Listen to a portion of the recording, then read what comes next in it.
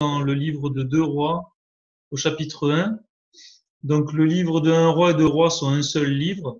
Le début du livre de 2 Rois, ça se termine avec Akab qui meurt. Vous vous rappelez Akab, le roi avec qui Élie a eu tant de problèmes, tant de problèmes d'idolâtrie surtout. Et au livre de 2 Rois, au chapitre 1, nous retrouvons son fils, le fils d'Akab, Achazia. Donc il est vraiment pas mieux que son père, malheureusement. Et son règne va durer très peu de temps finalement. Donc ce qu'on voit au début du chapitre 1, je vais vous lire juste. Donc voilà. Donc Achazia, il a eu un problème, il est tombé, il s'est blessé, et donc il va envoyer des messagers. Donc on le voit au verset 2, il fit partir des messagers et leur dit, allez consulter Baal-Zébub, dieu d'Écron, pour savoir si je guérirai de cette maladie. Et là on voit une chose, c'est que l'idolâtrie est toujours présente. Élie a déjà fait descendre le feu du ciel pour brûler le sacrifice. Il a fait d'autres choses incroyables, mais le fils d'Akab, lui, ça ne lui suffit pas. Il reste dans son idolâtrie et il va même aller chercher chez les Philistins, à Écron, un dieu, un conseil.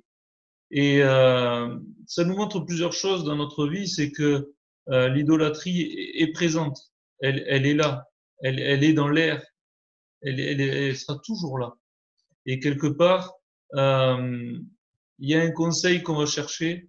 Et ici, il va chercher le conseil de Baal-Zébub. Et nous, on le connaît sous un autre nom, en fait. Et on le voit en Marc 3, 22. Les scribes qui étaient descendus de Jérusalem dirent, il est possédé par Belzébul. C'est par le prince des démons qu'il chasse les démons. Jésus les appela et leur dit sous forme de parabole, comment Satan peut-il chasser Satan? Incroyable. Incroyable qu'ici, c'est vraiment la préfiguration du ministère de Satan concrète. Et le conseil que l'on peut aller chercher chez les idoles, bien souvent, ça sera le conseil de Satan qu'on ira chercher. Vous savez, il y a des choses qu'on peut aller chercher en dehors de Dieu, en dehors de l'Église, en dehors de ce que Dieu, dans le cadre dans lequel Dieu nous veut. Et malheureusement, ça sera bien souvent un conseil satanique qu'on ira chercher. Ici, ce qui est important et ce qui est incroyable avec Élie, c'est que quand on suit Élie, on voit vraiment un instrument de Dieu. L'instrument que Dieu a utilisé pour nous montrer vraiment les multiples facettes de Dieu. Dieu a utilisé Élie pour nous montrer sa grâce infinie et comment on peut découvrir Dieu. Et ça nous surprend toujours. Ça nous surprend toujours.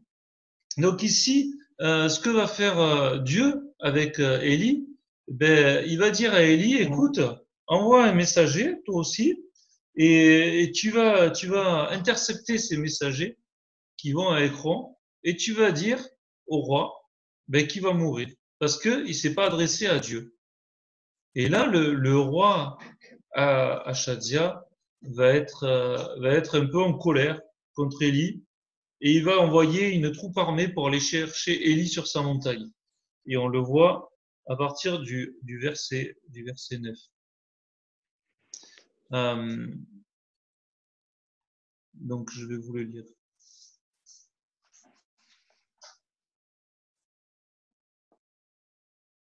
Donc il envoya vers lui un chef de 50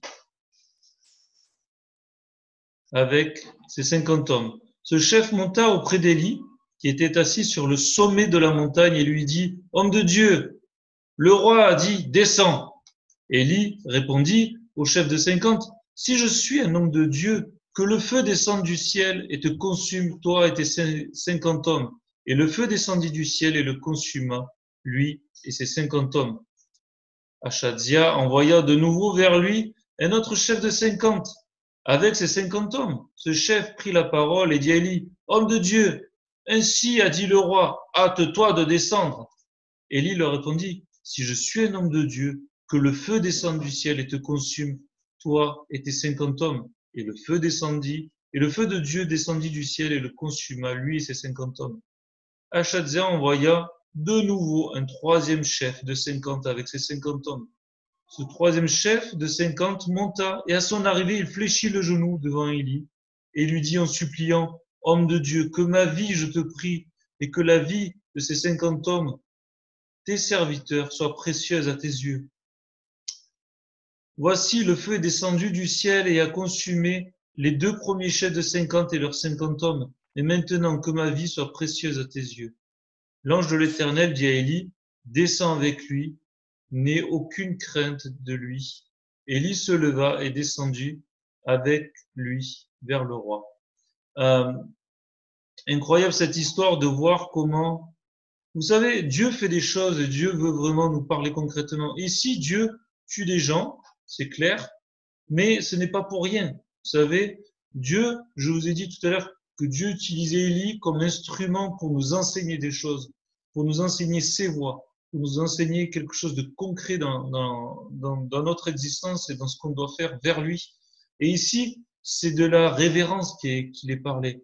D'accord? Le roi, Achazia, était un roi. C'est pour ça que Dieu parle fortement. Dieu ne va pas nous punir à chaque fois qu'on ne fléchit pas le genou devant lui, à chaque fois qu'on lui demande de descendre de sa montagne. Sinon, on serait tous morts aujourd'hui, n'est-ce pas? Bien souvent, dans notre vie, on ne s'adresse pas à Dieu de la bonne façon. On n'a pas une attitude révérencieuse devant Dieu. On va vers Dieu et bien souvent, on ne le considère pas comme étant le Dieu Tout-Puissant. Et on lui demande de descendre de sa montagne et de venir nous servir. Ici, Dieu veut montrer par Élie que le roi doit avoir une révérence et doit amener vraiment l'éternel, le culte de l'éternel dans le pays et ne doit pas aller se jeter vers d'autres idoles et notamment vers Belzéboub. Euh, c'est un beau message en tout cas. Pour nous, n'est-ce pas, c'est par grâce que nous marchons, c'est par grâce que Dieu nous sauve, c'est par grâce que nous marchons, que nous sommes en bonne santé. Encore aujourd'hui, hein, nous avons la puissance de Dieu avec nous et Dieu rachète nos cœurs, non pas que nous le méritons, mais parce que c'est par grâce, n'est-ce pas? Au psaume 51, c'est un psaume de David. C'est incroyable ce qui est dit au psaume 51, verset 19. Il est dit, si tu eusses voulu des sacrifices, je t'en aurais offert. Mais tu ne prends point plaisir aux holocaustes. Les sacrifices qui te sont agréables, c'est un esprit brisé. Ô Dieu, tu dédaignes pas un cœur brisé et contrit. Dans la parole de Dieu vivante, il est dit, ô Dieu, tu ne refuses pas de regarder un cœur complètement brisé. Euh, Regardez ça. Ce qui plaît à Dieu, c'est qu'on arrive devant lui avec un cœur qui reconnaît sa puissance, un cœur humble, un cœur brisé, un cœur qui désire connaître Dieu de toutes les manières possibles.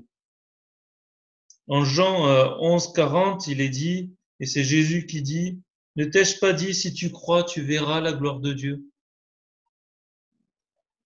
Moi, aujourd'hui, mes amis, j'ai envie de vous dire, n'allons pas. Vous savez, Achadzia, il savait où était Élie. Il était sur la montagne et pourtant il va chercher des idoles. Nous savons où est la parole de Dieu. Nous savons comment accéder à Dieu. Nous savons où aller chercher. Et pourtant, bien souvent, nous allons chercher ailleurs les conseils. Nous allons chercher ailleurs les choses. Et moi, j'ai envie de vous dire, ayons un cœur humble. Ayons un cœur qui cherche la face de Dieu. Ayons un cœur qui honore Dieu de toutes les manières possibles. Je vous ai dit que Élie était un instrument de Dieu, mais je vais vous citer simplement quelques passages, et c'est incroyable de voir ça. Euh, En regardant la gloire de Dieu, ce Dieu des montagnes et des vallées, ce Dieu qui veut qu'on marche par la foi, ce Dieu qui nous encourage, ce Dieu qui veut pas qu'on se décourage, qui veut nous utiliser d'une manière puissante. Ce Dieu qui va nous encourager avant les grands défis. Et tellement d'autres choses. Nous croyons connaître Dieu, mais nous ne le connaissons pas. Il est plus grand que ce que nous pouvons penser. Et n'essayons pas de le faire descendre de sa montagne, mais nous allons nous prosterner devant sa grâce et devant sa toute-puissance. Parce que c'est le culte qu'il mérite. C'est des cœurs contrits, des cœurs humbles, des cœurs qui l'adorent. Parce que c'est notre Dieu. Et gloire à lui. Amen.